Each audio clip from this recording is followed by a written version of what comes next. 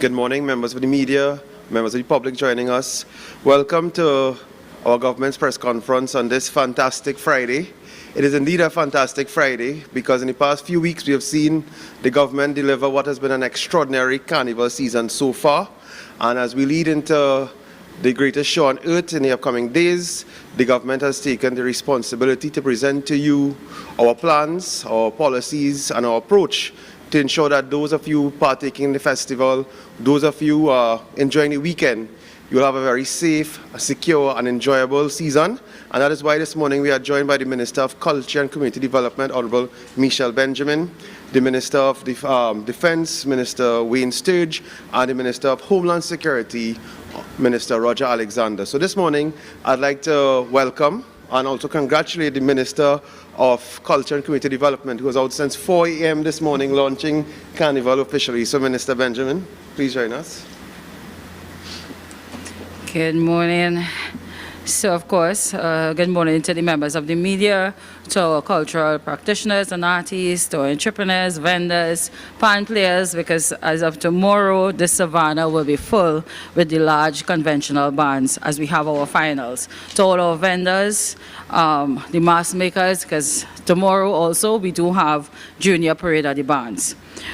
To our regional partners, and to every single citizen of Trinidad and Tobago, this beautiful Twin Island Republic, watching this live stream, and everyone on your way still to Trinidad and Tobago, welcome. I stand before you here this morning, as my colleague said, we had the Cambule riots this morning, which is basically the launch of our festive season, traditionally. I stand here to tell you that our carnival is alive and it's happening. Trinidad and Tobago Carnival is on fire. When the Prime Minister charged us to deliver a bumper carnival, that was not just a slogan, that was a mandate. And from that moment, the Ministry and NCC, led by Chairman Peter Kanai, we took planning serious. We did everything possible to make sure we deliver a carnival that the citizens of Trinidad and Tobago rightfully deserve. And here we stand before you, fantastic Friday as it is known to all.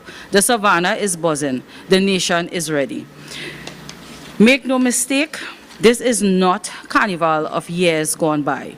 Everyone is seeing the changes that was implemented by not just the NCC board, the ministry, but also by the government. And everyone is appreciating the changes that was made. Something bigger is happening, which is our carnival. A carnival that is safer, more inclusive, more economically impactful, and more connected to the people than anything we have seen in recent memory, recent times. This, ladies and gentlemen, is a bumper carnival. It was not just luck. This was, as I said, planning. None of this is coincidence. This is what happens when a government treats culture not as an afterthought, but as the backbone of a nation. Let me begin with what matters most, our safety and security, the security of our people. I want to assure the nation this morning and to our visiting neighbors that the government has left nothing to chance. This ministry led, and we would have conducted several meetings and consultations with all carnival stakeholders. We convened 2 dedicated multi-stakeholder planning meetings.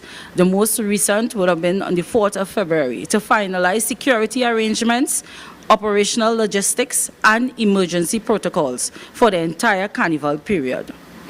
Our partners have been firmly at the table throughout.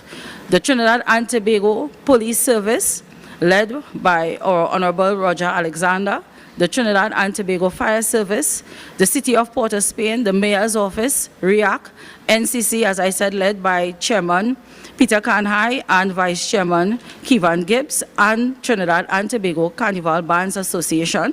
They would have met even up to yesterday. Additionally, funding of 100,000 was allocated to RIAC, and this was not done because we didn't see that it wasn't something that we had to do, but it was something that was necessary in the sense that RIAC radios, they were outdated.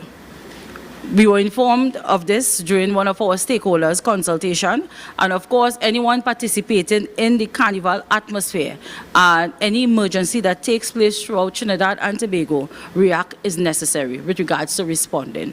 So we did what was needful, and we afforded the funding of $100,000 to replace those radios. The TTPS has launched phase 2 of Operation Festive Shield under the theme Operation Secure the Vibes, visibly, intelligence, border, band security, enforcement, safety for all. Aligning with our national Carnival team, you're going to love this. That was a statement we made from the launch of Carnival. And just yesterday, TTPS held, as I said, a news conference where they would have briefed the nation of everything that has been put in place to ensure safety and security for all. We have invested $3.2 million in security for this season. We have compliance officers on the ground, we have road marshals, we have private security. Once you visit the Savannah, any of the festivals taking place throughout Trinidad and Tobago, they are visible, and you feel that sense of security. And we have 0 reported car thefts and incidents thus far. That will further be elaborated on by my colleague, Minister for Homeland Security. I would like to take the time now to point out that we have welcomed the Epic Carnival cruise ship to our shores. And of course, I would like to take the time to congratulate Mr. Johnny Mack, a proud son of Trinidad and Tobago. His vision was visible but powerful. We share our Carnival culture with the world to bring the diaspora home to experience Carnival in its purest and most authentic form. By having Epic Carnival on our shores, they would have left Puerto Rico on the 11th of February, carrying over 2,000 guests and approximately 765 crew on that voyage. The ship docked in Port of Spain, and we have welcomed these visitors. Immediately after this press conference, I am due to be on board that ship. We all know that Trinidad and Tobago, as reported in Guardian Media, and this is recently as Thursday by Andre Sobers, we have a full house. What Epic Carnival cruise ship liner provides is more room, because as I stated when I did the press conference 2 weeks ago, that all rooms are full in Trinidad and Tobago. Now, this is a copy of the Business Guardian reporting just that all hotel rooms throughout Port of Spain is full to capacity. Now, Epic Carnival addresses this directly, transforming a cruise ship into what has been called Trinidad's first floating all-inclusive hotel. This is the kind of innovative thinking that our Carnival product needs. And of course, we welcome them to our shores. I would like now to move to what is going to be happening here tonight at the Savannah. At the Savannah tonight, we have Marshall Montano, Fantastic Friday. Today on Fantastic Friday, our very own son of the soil and cultural icon, Marshall Montano, will perform at the Flavor Food Village, right here at the Queen's Park, Savannah. Flavor opens at 4 p.m. and performances begins at 8 p.m. And of course, admission is free. Come one, come all. This is a deliberate act by the ministry and NCC to make sure that the Carnival, again, reaches the people of Trinidad and Tobago to whom it belongs. When it comes to the Flavor Village, again, I would like to draw everyone's attention to yesterday's Guardian, a flavorful Carnival, which my Vice Chairman would have indicated we are over 300,000 persons would have visited this Savannah space. And that, again, was pure planning and innovation, both by the ministry and NCC. Visitors, citizens, you are all welcome, coming together safely and joyfully every night on this Savannah space. Now I'll take you to the Marsh Gras. The Marsh Gras is happening this Sunday. What is going to happen This is basically the closing of the Savannah space, and we go into Carnival Monday and Tuesday. This year's the Mardi Gras is dedicated as a tribute to one of the greatest cultural figures our nation and indeed the Caribbean has ever produced, the legendary Mighty Sparrow, known to us as Slinger Francisco. A son of Lavantil, formed in the yards and tents of Port of Spain, Slinger Francisco rose to become what the world has welcomed as the Calypso King of the world. 8 Calypso monarch titles, 8 road march titles, 2 Calypso King of Kings crowns, a career of over 7 decades.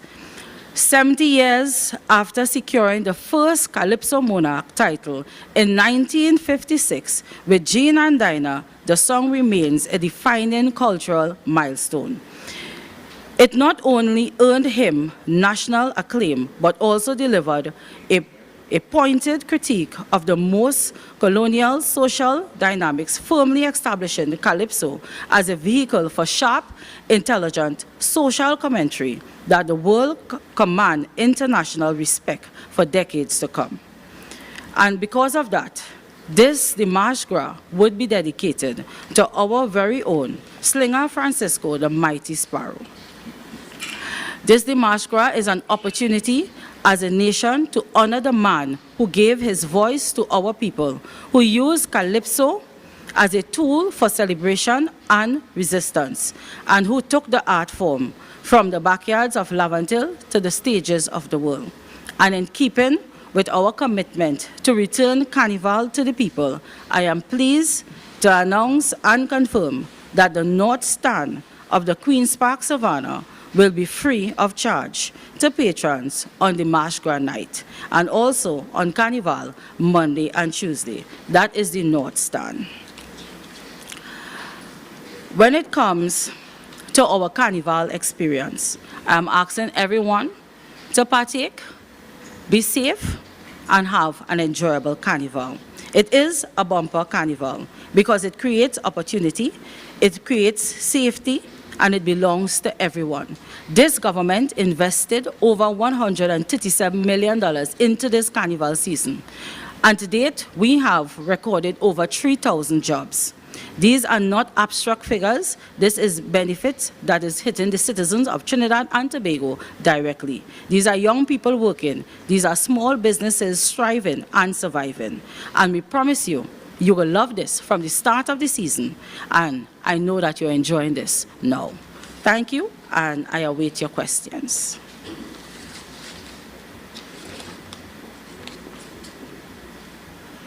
Thank you very much, Minister Benjamin, and we congratulate you for your great work so far in delivering one of the best carnivals we've seen.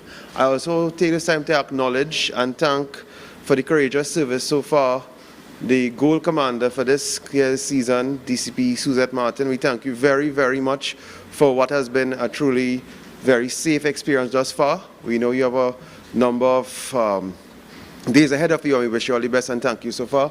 I'd like to bring on now the Minister of Defense, Minister Wayne Sturge, who will speak to you on a number of key issues as we approach the next few days. So, Minister Sturge.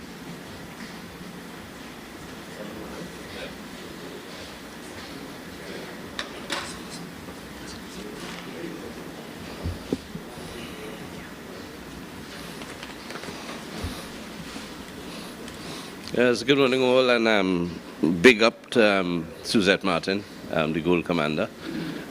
We all know of her competence, and we look forward to her delivery of a safe carnival.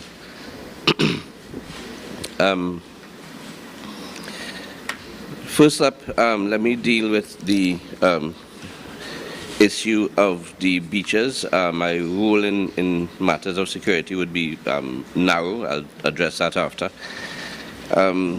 Yesterday, Cabinet approved the expansion of lifeguard services to select unmanned public beaches. Of course, that would take some time to roll out. In the interim, in the interim, we all know that we provide lifeguard services in the north at Maracas and Las Cuevas, in the south in Vecini, Los Euros, and Queen Anne Beach, northeast in Toco, Sally Bay, and Manzan, and on the east coast, Merrow, at Church Road, St. Anne's, Beaumont, Plaisance, De Rose, Rabita, and Radix. We've expanded lifeguard services because there are quite a number of beaches which have over the years increased in popularity, and we have to take account of that. We saw quite recently a teenager lost his life a few days ago at one of the more popular but unmanned beaches, that's Grand Lagoon. And Cabinet has agreed to include Grand Lagoon as well as Bon Espoir and Mita River Point among the beaches due for expansion in terms of the provision of lifeguard services. And in the east, two more beaches, one in the east, Balandra, and one in the north, Tyrico. So in the interim, we all know that for the Carnival season, many persons who do not take part in the festivities and the merriment would stay out on the coastline, in the beach houses and so on, and have a time at the various beaches. And as soon as the festivities end, the rest of us would converge upon these beaches, and it's usually not just merriment but mayhem. So with that in mind, for the next 7 days, it started yesterday and ends next Thursday, we have called out all of our lifeguard reserves. We've also increased strength by calling out a few of the lifeguards from the Trinidad and Tobago Coast Guard. We've also provided a couple of the smaller naval assets to patrol the east and southeast and along Moruga. Yesterday we acquired 2 or 3, I think it was 3 jet skis to help us along the coast, the Merrow coast. Now, although there'll be an increasing number of lifeguards and we'll have assistance from the Trinidad and Tobago Coast Guard and we'll have jet skis and patrols and all that, we beg that you, nonetheless, those of you who go to the beach, practice water safety. Because when a current pulls you under, if the jet ski doesn't get to you in 2 minutes or 3 minutes max, what is a search and rescue would become a retrieval. So be aware of your surroundings. Some beaches, there are strong currents. They are known for their strong currents, undercurrents, and as we just saw with the teenager, Gabriel Nelson, you can be pulled under in waist height water or waist deep, whichever way you want to put it. So we ask that you practice water safety. There's safety in numbers also. We know quite a lot of people would like to avoid the crowd, and they enjoy their serenity, but serenity sometimes can come at a cost, because if you are alone away from the crowd, you expose yourself to robbery, perhaps rape, perhaps worse. And if you find yourself in difficulty in the water, there's no one coming to save you. It is quite surprising at this stage in our existence, an island so small and surrounded by water, that a significant percentage of our population cannot swim. That's a sad reality. We hope in the long term to change that. So we ask that you practice not just awareness and to be your brother's keeper, but civility. We know that many people, for some reason, cannot have a good time without alcohol. Alcohol will impair your judgment. Alcohol would make you do things that you wouldn't ordinarily do, and you might want to be a hero, and then you lose your life in the process. So we ask, again, that you practice safety. With respect to the crime, the TTDF, we are pleased to announce they are back up to strength and in terms of numbers, and they have been and will be strategically positioned to allow for rapid deployment in partnership with the interagency task force, so that those who wish to misbehave, we are prepared for you, and you have a choice. You either behave yourself and enjoy the merriment, or we can provide over the long weekend state-funded accommodation, and I don't think the meals are great. In any event, there's one thing I'd like to touch on before I hand over to my brethren, my colleague, Minister Alexander, who is responsible for Homeland Security. This is an issue. Every year we see things circulating on WhatsApp, and I fear it might get a little worse.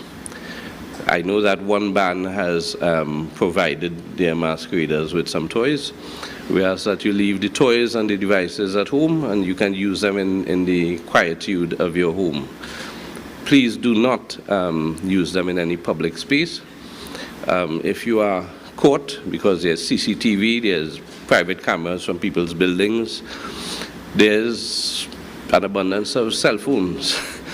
If you are caught, you will be made an example of.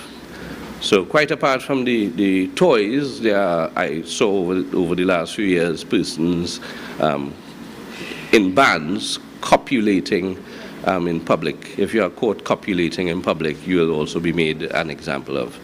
There are laws to deal with that, whether it's copulating or engaging in acts of serious indecency. You will be taught a very hard lesson. The courts are ready for that. Also keep in mind, quite apart from the criminal penalty that you will be visited with, that you have a reputation and you have children looking on. So respect yourself. And I'll just close by saying practice responsible behavior. I don't want to ad-lib like my colleague from Public Utilities, but if I can borrow from Bojo Banton, rude boy, don't be silly. Yeah, because keep in mind, a box of condoms is far cheaper than a box of Pampers. And a box of Pampers might be the least of your worries, because you might have something that might stay with you for life, something debilitating. So I close with that, and I haven't been to, I heard Michelle talk about Panorama just now. That's very exciting. I haven't been to Panorama since 1998, so I might think about it tomorrow.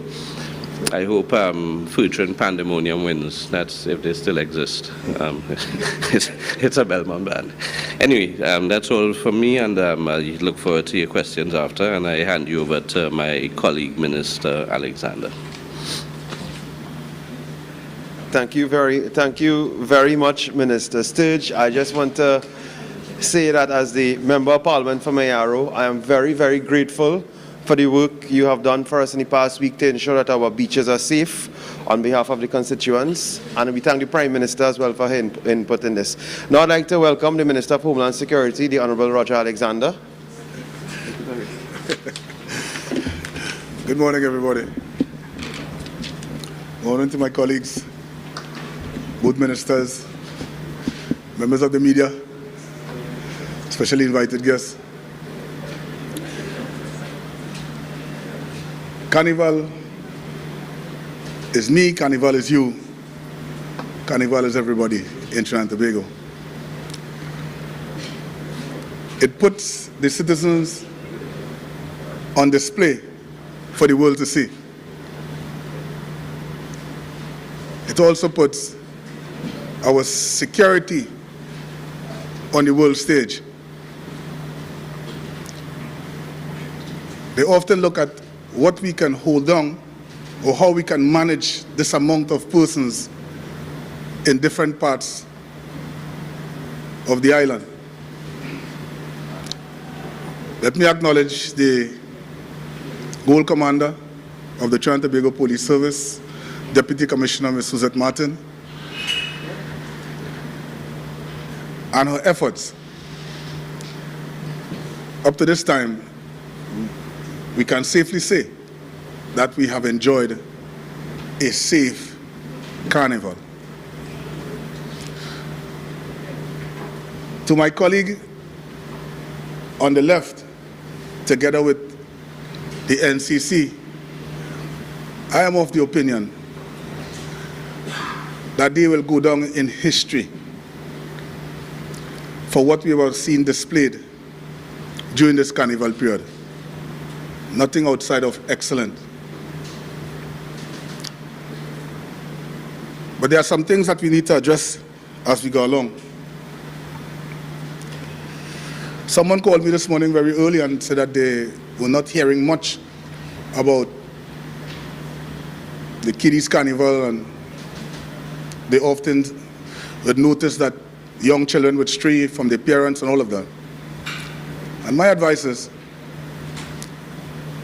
please place some sort of information on the young children playing mass or accompanying you just in case they would have strayed, so that someone will be able to identify who the parents and a phone number so they could immediately communicate with persons, with these young children, if ever it happens. My advice to people, stay alert, obey the law. The police officers, accompanied by members of the defense force, they are not here to stifle the rivalry. They must be seen as a protective mechanism designed to provide just that, protection for all. We also want persons to pay attention to the money, as we are seeing some false currencies floating around. So those who are purchasing and those who are getting change, we ask you to pay attention to the money. Examine it more closely. And if you're in doubt, do not accept. We also want members of the public to understand this.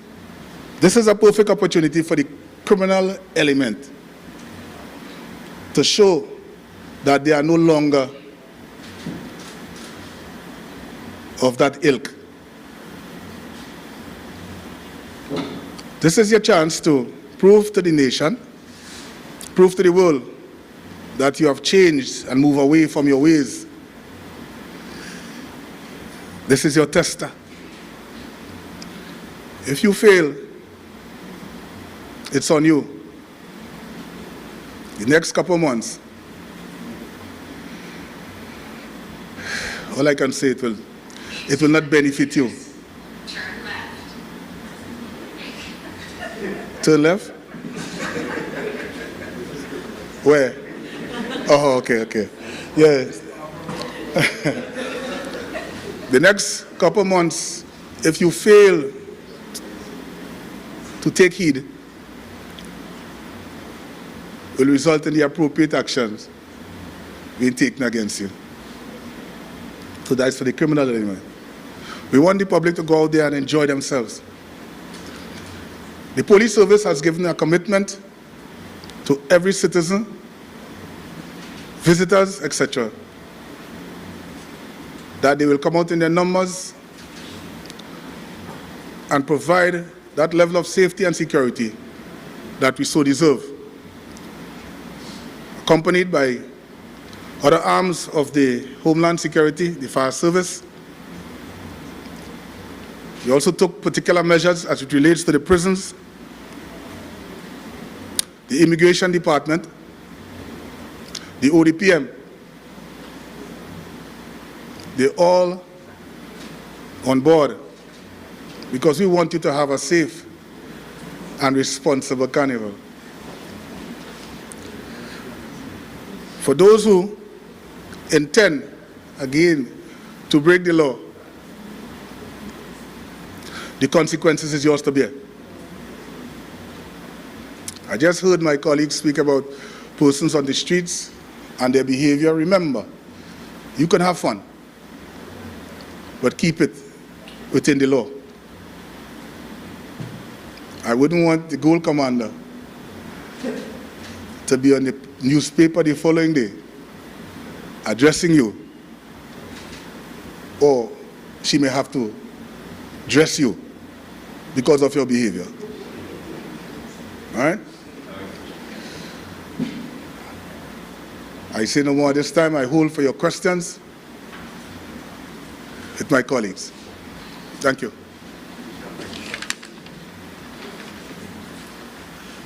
Thank you very much, Minister Alexander. I'd like to invite the Goal Commander, DCP Martin, for a few of her comments, especially on the great job she has been doing so far. So we welcome Goal Commander DCP Martin, Suzette Martin.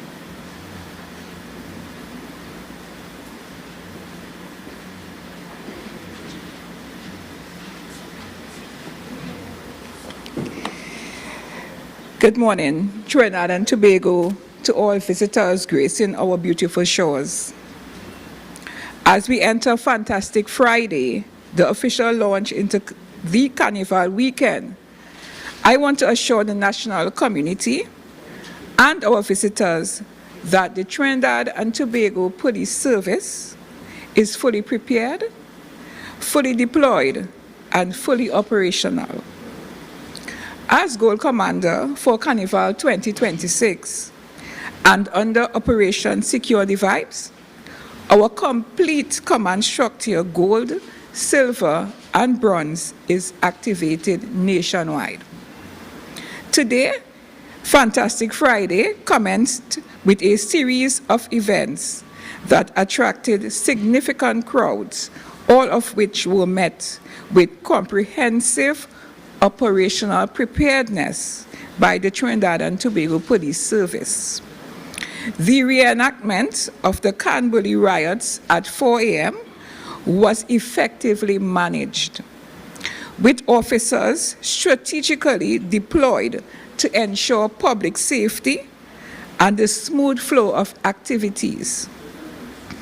I commend law enforcement officers, patrons, and organizers for their cooperation during the early morning proceedings. Throughout the day, several additional events are scheduled, and we remain fully operationally ready to provide the necessary security coverage. This evening, we anticipate a substantial turnout at the Queen's Park Savannah. Our officers, supported by coordinated command structures and interagency collaboration, are in position to ensure that all attendees can participate in a safe and secure environment. The service engaged in extensive planning and proactive deployment strategies, and we look forward to a safe and incident-free continuation of Fantastic Friday celebration. As we transition into the remainder of Carnival 2026 activities, our enforcement posture remains firm. You will see increased high-visibility patrols in Port of Spain and entertainment corridors. Strong police presence at the Queen's Park Savannah, zero tolerance for firearms and violent behavior, continued traffic and crowd management, sustained joint interagency coordination, proactive policing to deter criminal activity, intelligence-led deployments, and tactical teams. We urge patrons to continue celebrating responsibly, stay within designated areas, secure personal belongings, and follow instructions from officers on duty. We have also activated our Carnival 2026 QR code. When you scan the QR code displayed on screens at event venues or on official TTPS platforms, you can access live road closure and traffic updates, view designated safe zones and police posts. You can access emergency contact information, get official Carnival advisories. This QR code places safety information directly in your hands. We encourage all patrons to scan it and stay informed. Fantastic Friday is about music, culture, and national pride. So enjoy the energy, enjoy the celebration. Please remember, TTPS is here and we will secure the vibes. The TTPS is present, prepared and ready. Celebrate responsibly, look out for one another. If you see something, say something. Scan, stay informed, stay safe. We advise better choices for a safer Carnival. Our campers are also secured within the vibes. Do enjoy the sun and sea. Swim in designated areas. Never leave children unattended near the water. Secure your valuables. Avoid excessive alcohol before entering the waters. Respect lifeguards, officers, and fellow citizens. Let's keep our beaches safe, peaceful, and secured within the vibes. Good morning, Trinidad and Tobago. Have a safe, fantastic Friday and enjoyable Carnival 2026. And please do enjoy the vibes.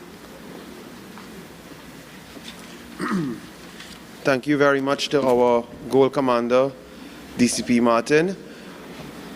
The ministers have a key meeting again to run off too, but before that we just want to welcome some Carnival related questions based on this morning's press conference. So we invite members of the media. So I think Alicia, we go first. All right, so my first two questions are for Minister Benjamin. Minister Marshall will be at Flavor Village tonight. I know that in terms of one of the incidents at the John Cupid Village, the TTPS had a not the TTPS, the TTFS, the fire service, they had a capacity at which they can hold. In terms of the Flavor Village, do you have a capacity at which you cannot exceed? You would see certain infrastructure with regard to the flavor. So yes, we, as of yesterday, we would have expanded, we have moved the stage, making more spaces to the sides. If you had visited before and you visit now, you'll see some structural changes as to some of the booths, giving way to more space inside. So we did some spatial reallocation. And that aside, given the capacity where we would have tried to facilitate between say 9 to 10,000, we would have erected screens around the village outside to add and plus create opportunities for the vendors on the drag. So although Flavor does have its limitations this year, which we will address next year with regards to the capacity, we did put things in place to facilitate the mammoth crowd that we're expecting. And what size of a crowd are you expecting? Given what we have seen in the past, and also that we would have bands, because we are prepping for large conventional bands, we are expecting the Savannah to have upwards of not just visiting flavor, but we also have FET on the Savannah space. We will cross 30,000 on the Savannah tonight. Okay, 30,000 on, in terms of the entire Savannah. What capacity are you expecting at Flavor in particular, given that Marshall is at Flavor?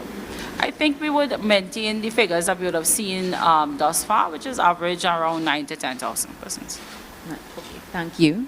You mentioned the replacing of the reactive radios. I believe $100,000 was channeled towards that. Would you be able to tell us how many radios that provided for, as also whether, like, how many you had to replace, and what is the total capacity of the radios that you do have?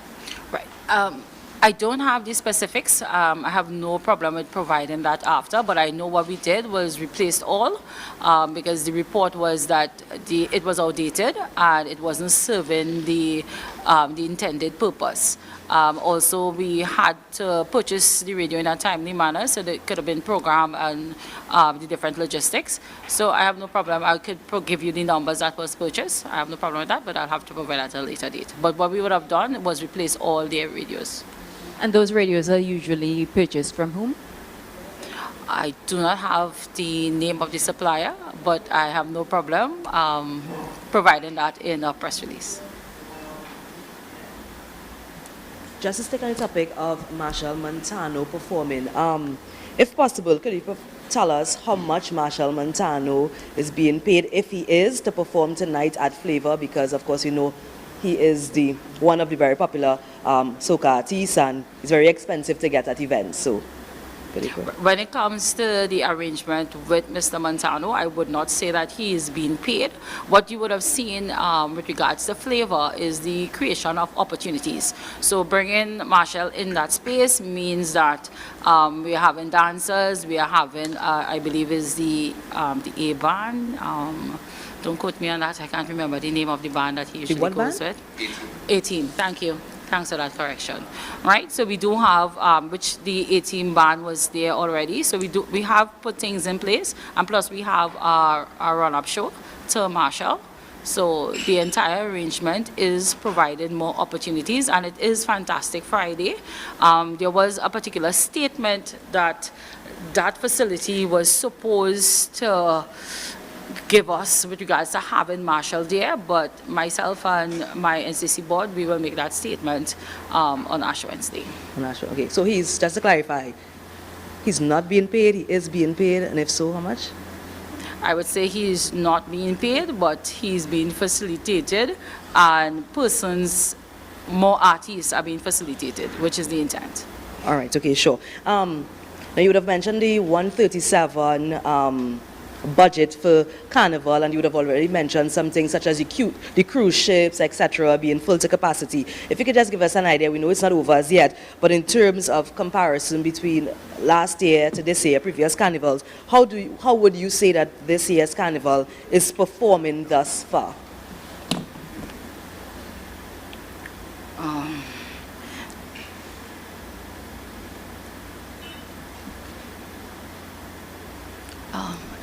Forgive me for that. Right. If you could just repeat the question, Right. I do Just in terms of what are your thoughts, and how do you think this year's carnival is performing thus far compared to previous? When it comes to previous years, and I think I would have stated this 2 weeks ago, if we judge it by the Savannah space, we would have surpassed the numbers. So last year, the records that we have from Fire that monitors the numbers that the patrons that visit the Savannah is average around 74 to 76,000. We have crossed that by miles and bounds. We are up to over 300,000. Oh.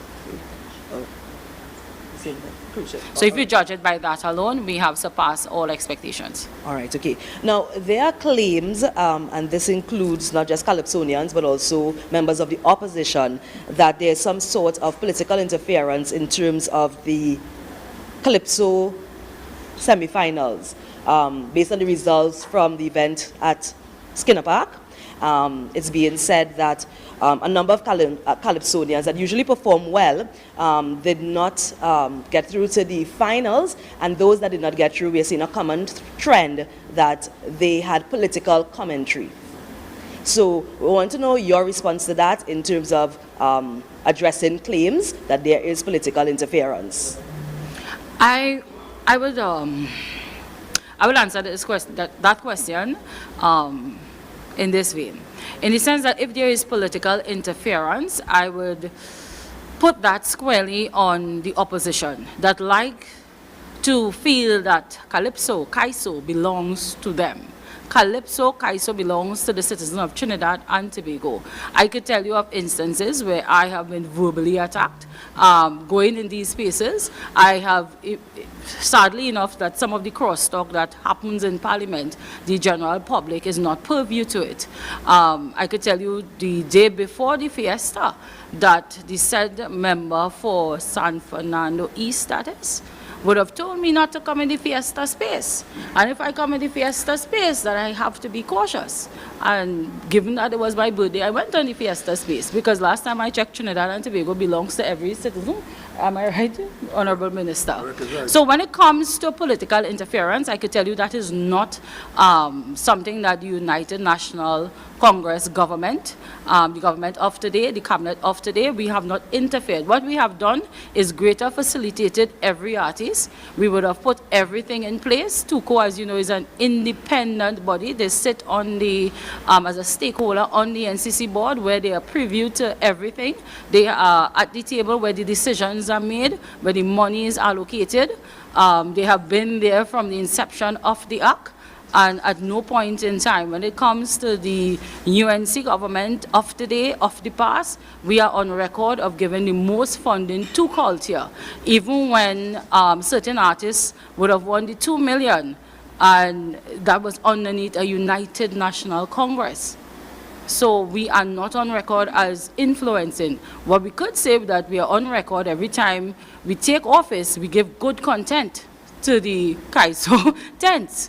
And what I could tell you that would happen in the coming years is that I will put more effort into getting patrons back into the tent. What you should put focus on as media is assisting these various tents. If you visit them and they are government funded, most of them, whether it be from TUCO, because the government is the main sponsor or funder for TUCO, is that the art form, it needs help and it is dying because of certain things, but that is not from my side. Good morning, everyone.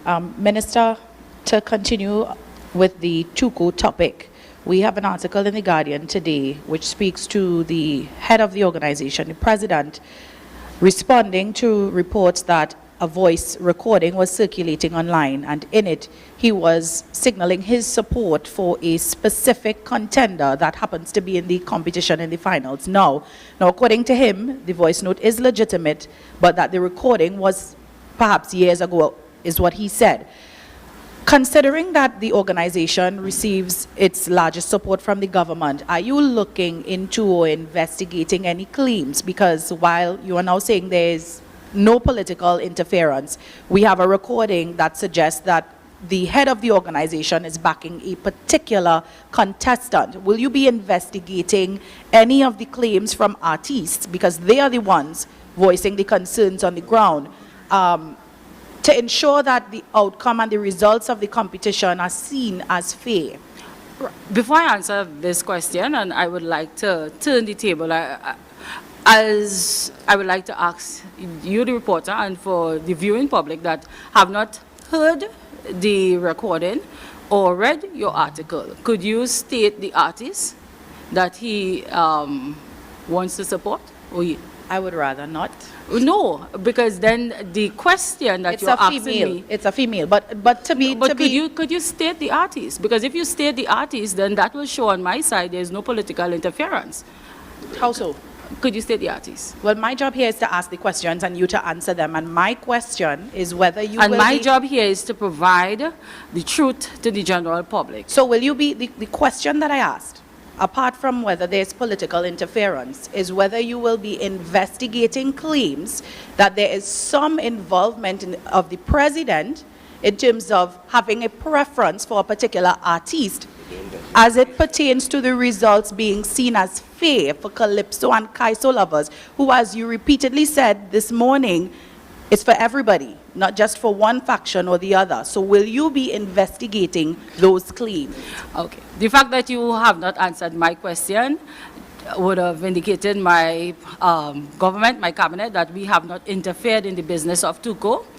And when it comes to investigating claims, I stand by, even when questions came to my desk about the organization and the president, that it is an independent institution organization. Yes, it receives public funds, and once a complaint comes to my desk, I will treat with it. One has not. What I will also put on the record is what I have placed on the record before, is that NCC and the way we do business will change after this carnival.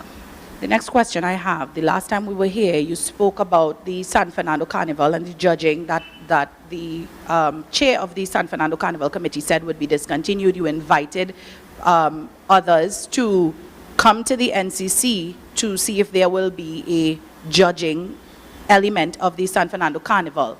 Has that happened?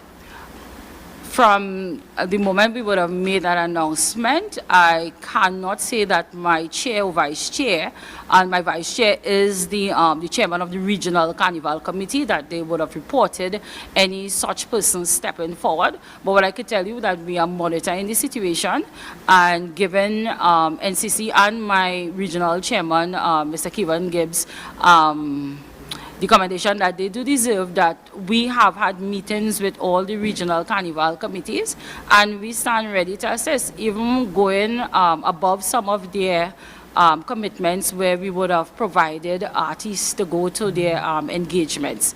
So once we get that ask, we will tend to it. We have not received that. So as of now, the judging is still out of the window for San Fernando Carnival? That I cannot say. I know I would have seen, I believe your media house would have reported with regards to a meeting being held, and I think the organization is trying to treat with it. So I would have seen your media house reported that. I can't remember the exact date, but again, I could get that back to you.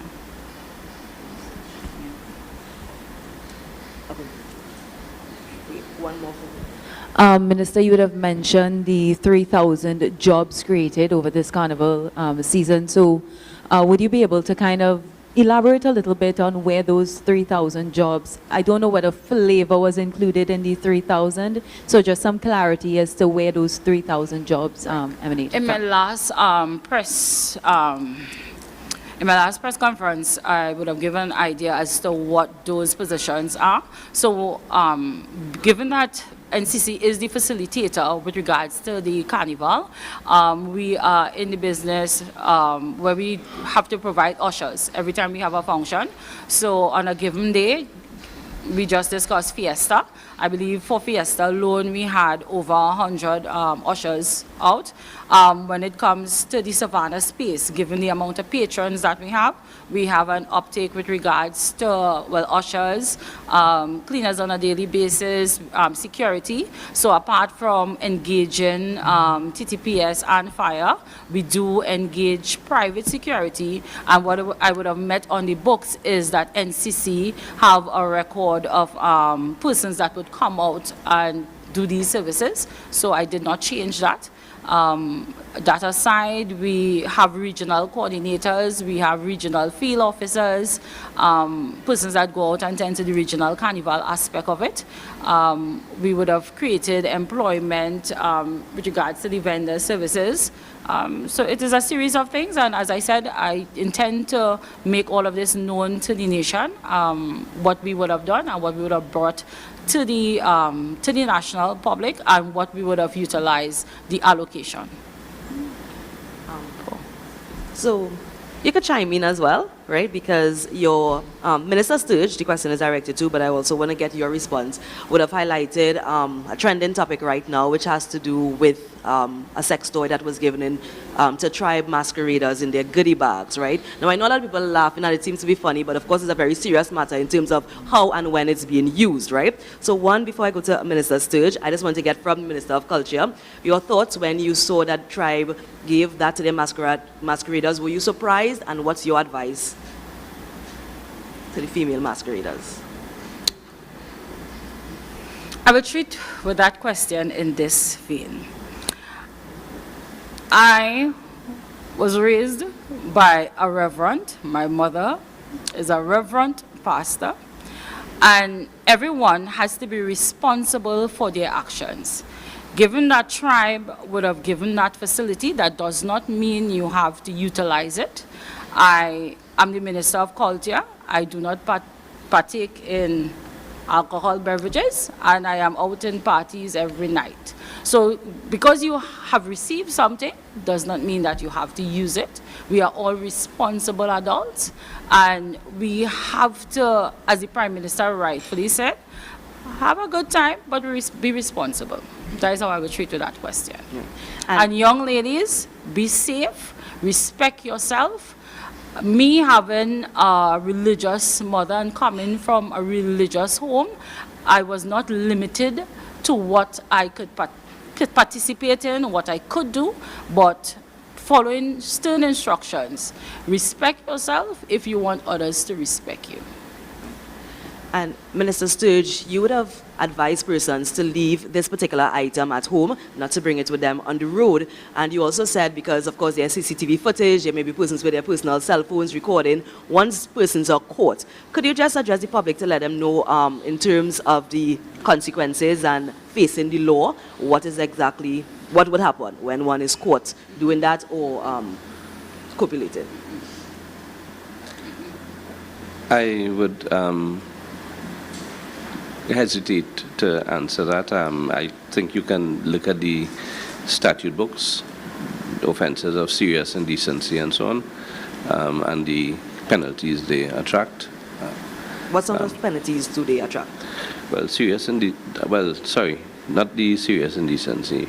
Serious indecency carries a higher jail time, but sometimes you can get a term of imprisonment. But of course, a lot of that depends on your record and so on. So if you're a first-time offender, you are less likely to.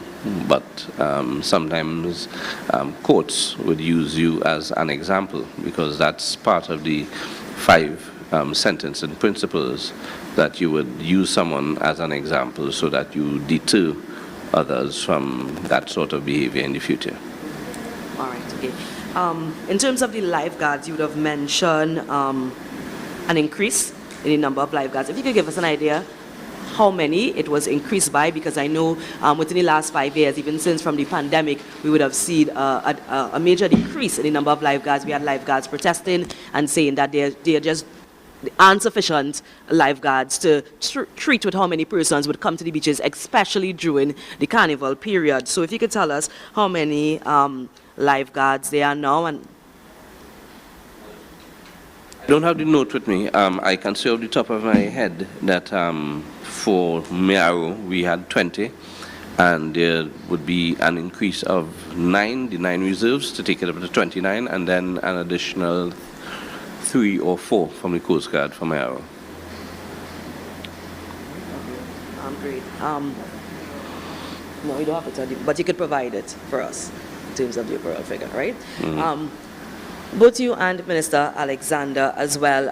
Okay, so we're in the carnival season, and we have a lot of persons making complaints, especially members of the opposition, in terms of the heliport being used for carnival activity, and questions were raised asking why was the army base, for example, used for a fete. If Ms. Alexander or Mr. Sturge would like to address that. Minister Sturge. We took into account that we could manage the event and manage potential security issues, and in essence, we had no security breaches. We had enough things put in place in terms of surveillance, both human and otherwise, and there was never a risk. Now, one of the reasons we chose that space is there's a growing complaint about fetes taking place in residential areas and indiscriminate noise. There are elderly citizens, children, and so on, who suffer as a result. Now, it's all well and good to say it happens only once a year for a short season, but only when you are subject to it and you'll know maybe you're young and you will enjoy it. I don't. I'm old. So that I wouldn't want that in my space. Particularly what passes for music these days. I don't want to hear it.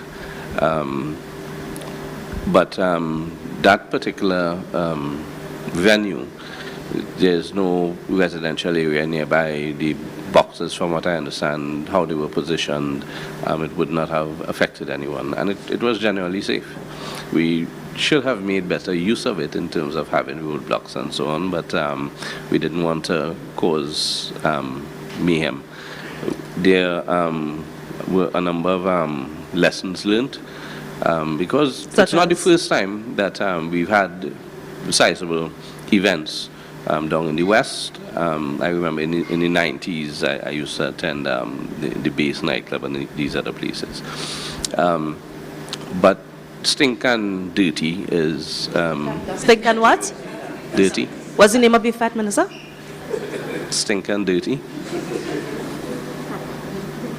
Stink and Dirty. That's Yes. what your song says. Okay. Or whatever it is. You stink and dirty. fat. Apparently it's one of the biggest fets. And It's amassed over 17,000. yes. So we'll basically have to rejigger how we do things next year. And we might even have to reconsider whether it's held there. We are looking for alternative spaces. Yeah, because that was going to be my follow-up question. If in the future, if the helipad would be used for future carnival events, or you think totally scrapping that? Well, we haven't had an opportunity just yet. I know what my colleague said. I mean, that's not impractical. I think he's onto something, but there are other factors. So it's not one person would make the decision. We'll have to collaborate. We'll see how best we can fix what happened so that there isn't a repeat next year. All right, okay, great. I just have a question from K. Marie's question. It was also stated that funding for the funds received for utilizing the heliport for such events, those funds would go directly to the TTDF, the Yes. Defense Force. Would you be able to say then, for clarity, and what was the amount the heliport was rented for that particular event?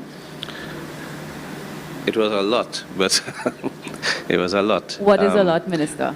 That is a private contractual thing between an entity under a different ministry and the promoters. So I don't know if I ought to give that. Once I get permission to do so, because there are confidentiality issues, once I get permission to do so, I have no problem disclosing the amount.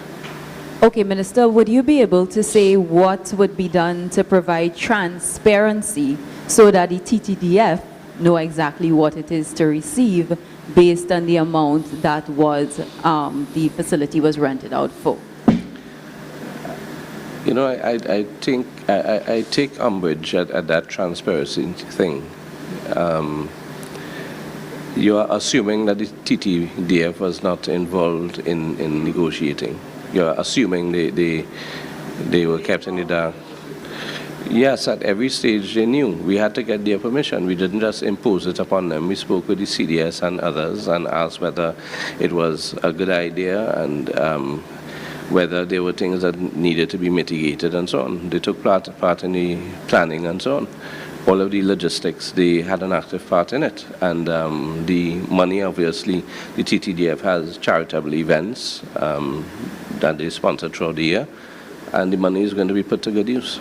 Okay, thank you so much, Minister, for clearing that up, because when I was trying to get those answers from everybody involved, nobody actually wanted to provide those I think answers. the thing is a lot of people may not have known, right? But as the minister, I had a fair idea. I had discussions with CDS, Polo, and others, so we were basically aware of what was going on. But we also have to respect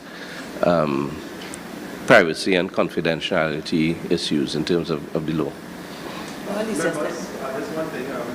I've been told that the cruise ship, they really need to see the three ministers. So I just ask you to pass it on to Minister Benjamin, who has to address something, and we could also have some interviews after the conference, but we don't want to keep our guests of honor at this point in time waiting too long. So, Minister. All right. It just goes back to with regards to Marshall being on the Savannah space tonight. I forgot to mention that we also have viewing party here at the grandstand and the north stand, also with regards to the VIP room. So the space has been opened up and we can handle the capacity of persons that we are preparing for, which is over the 10,000 persons. Hi, good. All right, so I'll say thank you. Hi, good morning, Sonolala, TDT News, Minister Benjamin. Just one question before you leave. I think you mentioned, correct me if I'm wrong, but there's 3.2 million spent on security for Carnival. Can you give us a detailed breakdown on, I know you may not be able to go in great detail, but a breakdown on basically what has been spent so far? What you would appreciate is that given the size of the crowds that we would have seen from the opening of both Cupid Village and Flavor, we had to have certain meetings with TTPS and even the fire service, which meant we had more bodies out to make sure that security is in place. We also would have, so I won't be able to give you itemized what was spent where with regards to TTPS, fire. Also, we would have engaged, as I said, private security services for the nights that we cannot get the numbers from our traditional police force or fire service. What we also have done is, and this is something I think there's an individual that has been working in this Savannah space for over 15 years, and that is Mr. Clyde Charles. Now, he's the head of the security when it comes to the Savannah. What we also would have done was improve the camera system, so that when I could stand here and say that we have not lost a vehicle on this space is because we have cameras all over this system. We have private security persons that we would have created employment for that have been working in the Savannah space for over 20 years, and NCC engages them every time we're in the Carnival season. So all of that would have formed part of that spent, and that I would make known to the general public because it has been working, and I would have made a statement that government of today, ministers of today and of the past would come and make statements that we had a safe Carnival is because of the infrastructure that we have in the Savannah space. The cruise ship that's on the way, that you are heading to just now, could you say how long it's here so far? 5 days, if memory serves me right. And 5 days. The accommodation on it? Excuse? The accommodation on it? The capacity is for 2,000 guests. All right, we just have the last question for K-Marie, because the members really have to get there. I just have one for Minister. Excuse? Yeah. Yes. 5 days. I'm not sure if Minister Sturge or Minister Alexander or the Gold Commander could answer, but in terms of, I know there's a full complement of police officers at Carnival events, but what assurance is there for people in rural communities and normal communities that's not Carnival related and so on? Roger. Trinidad and Tobago Police Service, again, has given us the assurance, and speaking from that angle, being a police officer, though you see police officers on the streets, it doesn't mean that they have not filtered in persons in communities, just in case. All right, so it's a normal thing. You see those in the streets, remember they call out everyone.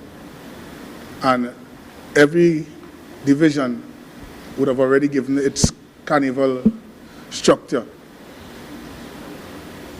2026, which includes both protection for citizens, rivalry in terms of the Carnival, and also for residents. Right. K-Marie, last question. Well, I'm happy to see that the minister got an opportunity to answer. We had some questions for him. Well, I know you said last question, but you can't deny him getting to answer us for some questions very quickly. Yeah? But just about the immigration division, quickly, I just want to ask Minister Sturge before I got my last question for Minister. We saw really long lines at the Piaco airport. and I know there was supposed to be a new form, updated form for persons. So we just want to get an idea in terms of the digital embarkment forms, when it's expected to roll out. I know it was said that that's a priority for this year, and is the Immigration Division ready and fully staffed for the large number of persons we're expected to come in this weekend for Carnival? Minister Alexander is the line minister for immigration. I'm simply a minister in the ministry. Okay. To answer your question, we are treating with, presently, we have the old system with some new, we are introducing some new systems as we speak. But that system will be introduced in its entirety in the coming weeks. So right now it's just some trial and errors. However, the new system will be rolled out in the coming weeks. So members, at this time we asked you could interview the ministers outside the press conference. Okay, that's my final question. Because, Final, right? Yeah. Okay, final question quickly. Minister, we know SOE has ended. There's no ZOSO bill at present. Just quickly, can you let us know what in terms of what's the anti-crime plan, what's next, what's the plan B, what can we expect? What we can expect is the same thing we have been getting over the years, now under a different command. The commissioner and his team, and we have the gold commander, the police service at this time, together with all supporting agencies, will be performing their duties all over this country. Yeah? Some of them strategically placed in order to accommodate any situation that confronts them. As a result, as it relates to the crime plan, all is well. Thank you very much, Minister. Thank you, members of the press. We wish you a very safe Carnival. Thank you again.